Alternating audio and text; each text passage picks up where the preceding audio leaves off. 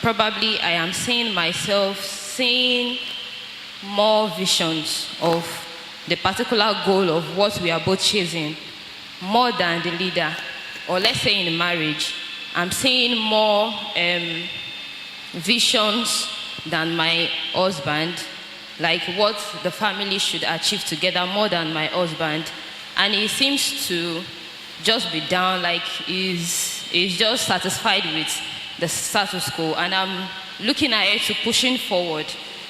If in my way of trying to make him see with me, and would that not be seen as being proud or being trying to take the leadership from him? Or what should be done in that instance, sir? Okay.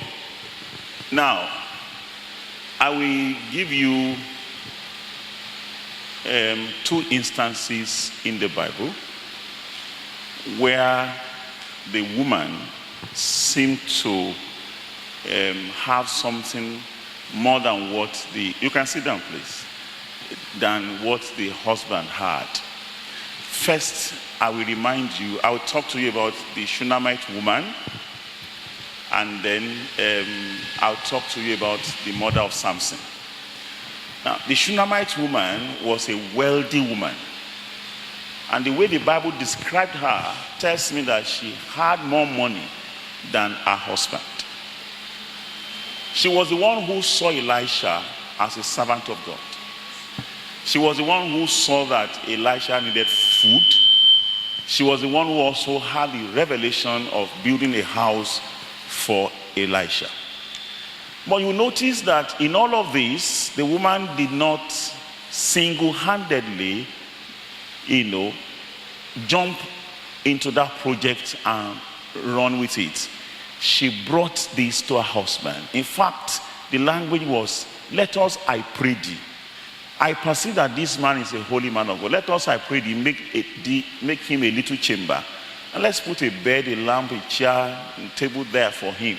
And that's be fine. And so she sought approval.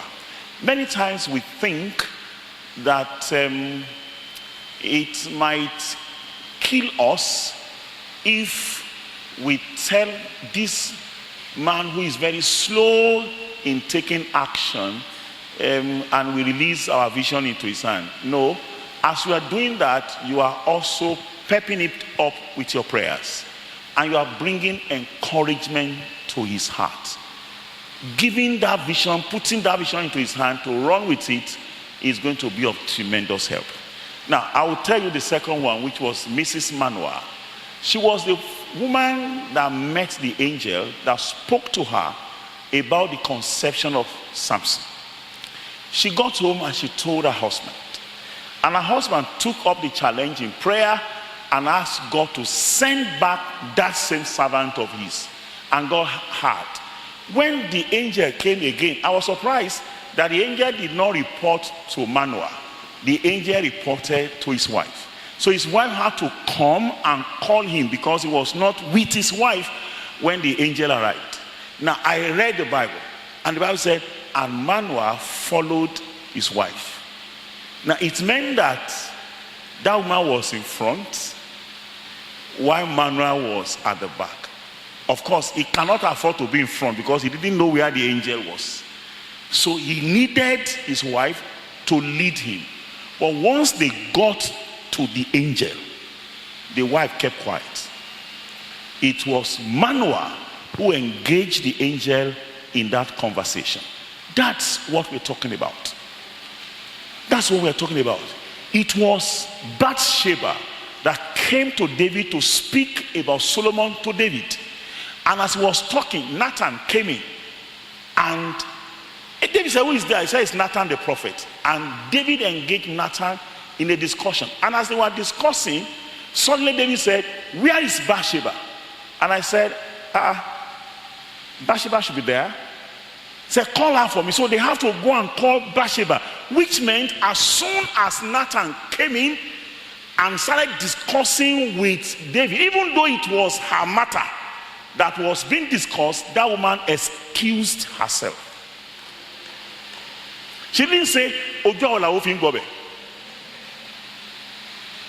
No. She excused herself. She understood that it's God that fights for you. And that's what we are talking about. So the fact that that man is a slow coach is the reason you are there. The fact that he is a blind man is the reason you are there. Please see for him. But when you see, let everybody know that he's the one who sees, because you are his eyes. Is that all right? Okay. Thank you so much, Daddy.